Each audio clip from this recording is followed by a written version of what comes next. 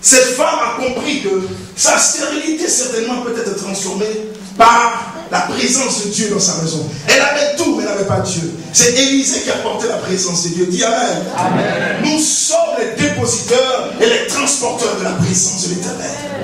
Je vais encore le redire. Voilà pourquoi tu ne dois pas jouer ta vie chrétienne.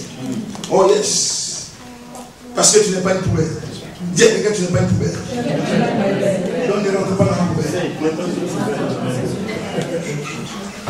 Hallelujah. Je dis hallelujah. Amen. Le péché est une poubelle. Dis amen. Amen. Ouais, le péché est une poubelle. Ça sent mauvais. Elle n'a pas d'enfant, le prophète, on lui a dit. Et il a prié l'enfant. Parce que vous voyez, la présence de Dieu, c'est elle qui ouvre des portes. Ésaïe 45, Dieu dit qu'il tiendra Cyrus par la main.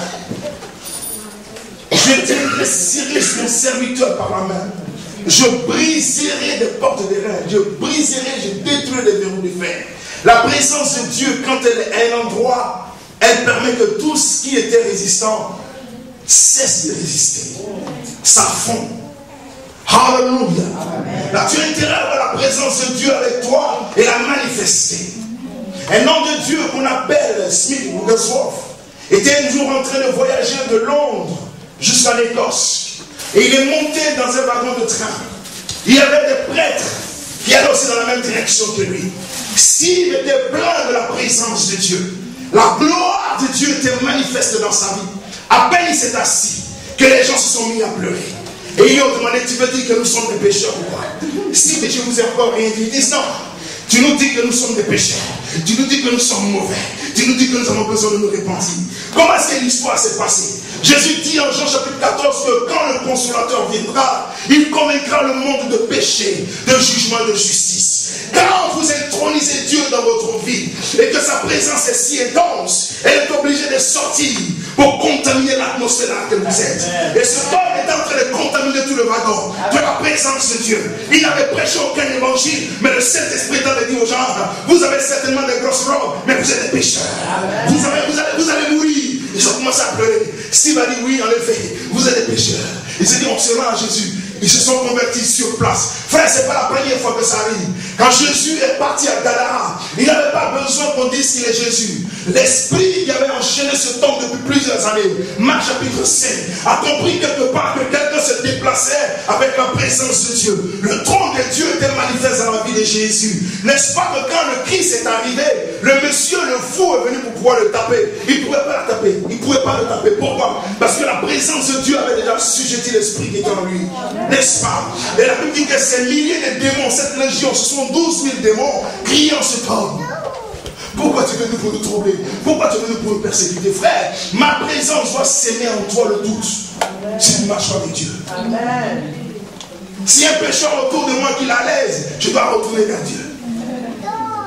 Si quelqu'un vit mal, qu'il est autour d'un enfant de Dieu, qu'il est à l'aise, ça veut dire que soit que le niveau tu dois arriver, tu n'es pas, mais tu dois aller chercher Dieu. Parce que nul ne peut être tranquille dans la présence de Dieu. Alléluia. Et nous devons introniser Dieu dans nos vies. Introniser Dieu au travers de la louange, c'est trop important. Nous ne pouvons plus nous permettre de nous amuser parce que les temps sont difficiles, frère. L'adversité est réelle. Ce qui combat dans le spirituel pour empêcher l'accomplissement de la destinée divine est une vérité.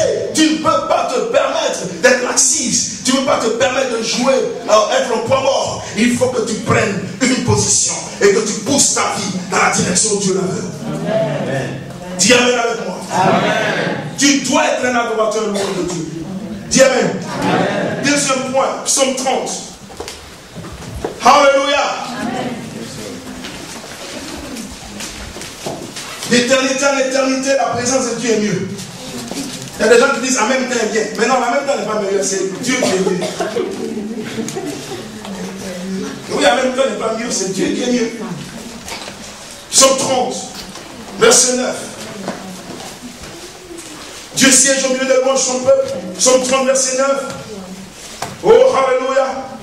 Il dit, Éternel, j'ai crié à toi, j'ai imploré l'Éternel. Que gagnes-tu? Que gagnes-tu?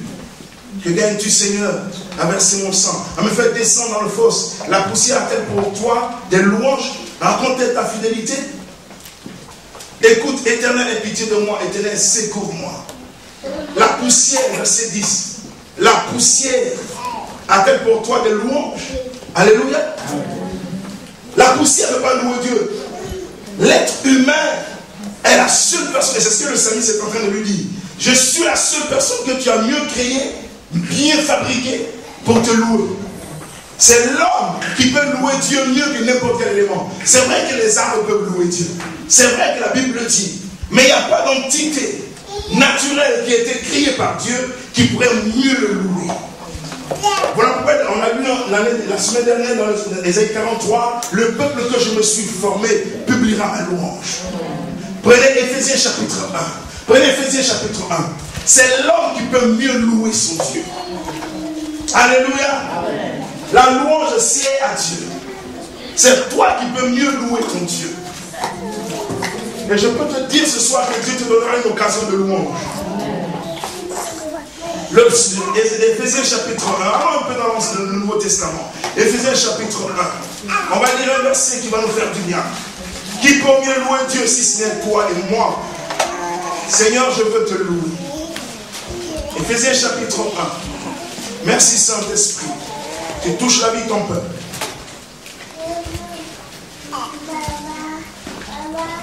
Regardez, je vais lire à partir du verset. À partir du verset 3. Béni soit le Dieu et Père de notre Seigneur Jésus-Christ, qui nous a bénis de la bénédiction spirituelle dans les lieux célestes en Christ. En lui, Dieu nous a élus avant la fondation du monde pour que nous soyons saints et irréprochables devant lui. Il nous a prédestinés dans son amour à être ses enfants d'adoption par Jésus-Christ selon le bon plaisir de sa volonté pour célébrer la gloire de sa grâce dont il nous a favorisés en son ou dans son bien-aimé. Verset 10. Pour le mettre en exécution lorsque les temps seront accomplis, de réunir toutes choses en Christ, celles qui sont dans les cieux et celles qui sont sur la terre.